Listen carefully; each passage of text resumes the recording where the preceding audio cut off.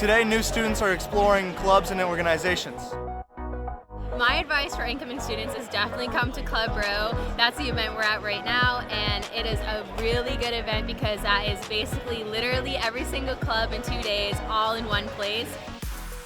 Joining a club at Florida Poly is not only fun, but you also get to make a lot of connections. So right now, I'm only involved with the archery club because I actually started it last year, and it's taken a lot of my time. I'm ecstatic about it. Like I'm excited to teach archery to other people and the sport that I love, like get that around campus. I'm involved in the Phoenix League Club at Florida Poly. We play League of Legends. With joining a club your first year, it really gets you out there.